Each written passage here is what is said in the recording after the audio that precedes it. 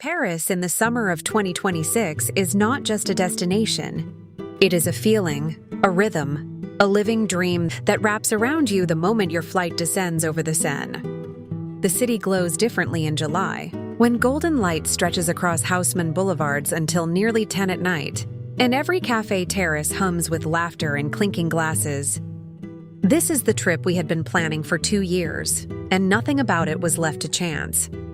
From the moment we landed at Charles de Gaulle, a private transfer was waiting. A sleek black Mercedes gliding us through the city toward the first arrondissement, where our home for the next 10 days stood quietly magnificent behind a discreet iron gate. Checking into Le Meurice on Rue de Rivoli felt like stepping into a painting.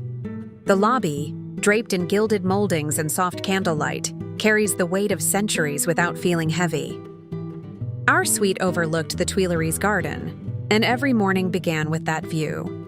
Pale green treetops catching the early light while the city slowly woke beneath us. Breakfast was served in the room, fresh croissants, hand-pressed orange juice, and a cheese selection that made every other breakfast feel like a distant memory. The staff remembered our names by the second day, anticipated our preferences by the third, and by the end of the first week, it genuinely felt like staying with people who cared. That is the quiet magic of true luxury. It never announces itself. We had booked a private early morning access tour of the Louvre through a specialist concierge service, and walking those marble halls before the crowds arrived was nothing short of surreal. Standing alone in front of the winged Victory of Samothrace, no noise, no jostling, just silence and stone, is an experience that rewires something in you. Later that week, a private Seine dinner cruise took us past Notre Dame, still in its final stages of restoration after the fire of 2019, its scaffolding catching the last light of evening like something sacred and unfinished. We also spent an afternoon at Versailles, not the standard tour, but a private guided visit that took us through the king's private apartments and into the gardens before the public gates opened. Every experience was curated to remove the friction and leave only the wonder. Paris in 2026 has cemented itself as the undisputed culinary capital of the world, and we ate accordingly. A tasting menu at a 3 Michelin-star restaurant near the Palais Royal lasted 4 hours and felt like 5 minutes.